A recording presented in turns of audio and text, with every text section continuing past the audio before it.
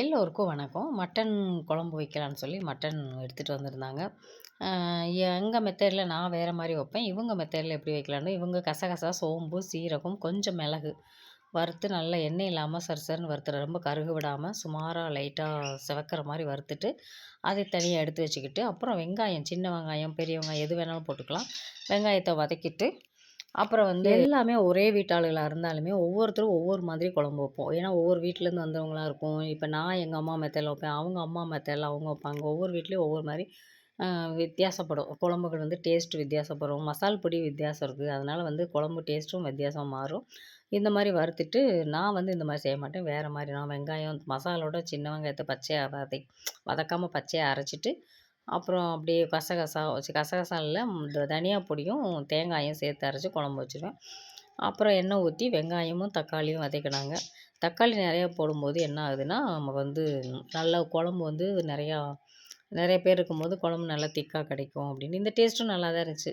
ஏன்னா நம்ம எப்போயுமே ஒரே மாதிரி டேஸ்ட்டு சாப்பிட்டுட்டு இந்த மாதிரி வித்தியாசமாக அடுத்தவங்க செய்கிறத சாப்பிடும்போது அது நல்லா இருந்துச்சுன்னா நம்மளும் அதை ஒரு நாளைக்கு நம்மளும் வச்சு பார்க்கலாம் அப்படின்னு தோணும்.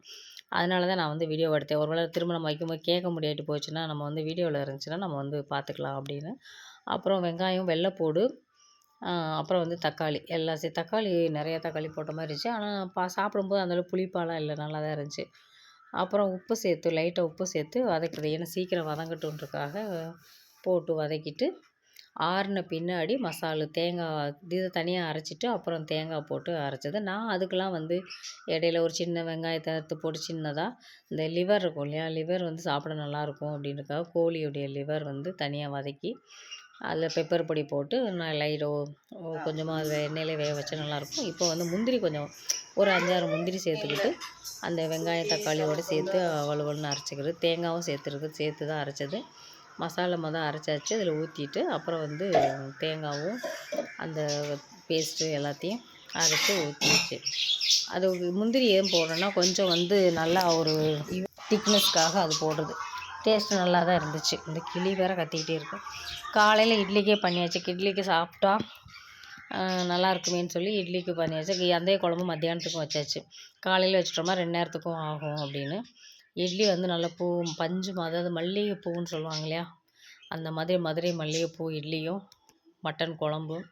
நாங்கள் எப்போவுமே எங்கள் சைடு உருளைக்கிழங்கு அறுத்து போடுவாங்க. ஏன்னா என்ன தான் நம்ம கறி நிறையா இருந்தாலுமே உருளைக்கிழங்கு தேங்காய்லாம் கட் பண்ணி போடுவோம். தேங்காய் சில்லு போடுவாங்க.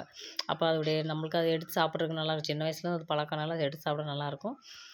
அப்புறம் இந்த பக்கம் சிக்கனை பொரித்தோம். சிக்கனை பொரிச்சிட்டு அங்கே சாப்பிட்டுட்டு இருக்கும்போதே மத்தியானம் அது காலையில் டிஃபனுக்கு குழம்பு இட்லி முடிஞ்சிருச்சு. இது மத்தியானத்துக்கு சிக்கன் 65 வறுத்துட்டு அப்புறம் மத்தியானம் சாப்பாடுக்கு ரெடி பண்ணி சாப்பிட்டோம். காலையில் குழம்பு வச்சு சிக்கன் மட்டும் மத்தியானம் பொரித்து சாப்பிடும்போது மட்டும் பொரிச்சிக்கலாம் சூடாக அப்படின்னு சொல்லி வச்சுட்டு, இப்போ ரெடி ஆகிடுச்சு பாருங்கள். மட்டன் குழம்பு காலையில் சாப்பிட்டது போக மீதி இவ்வளோ இருக்குது. முட்டை வேறு பத்தாதுன்னு சொல்லி முட்டையை வேறு போட்டு வச்சுருந்தாங்க. ஆனால் மட்டன் நல்லா வெந்துருந்துச்சு.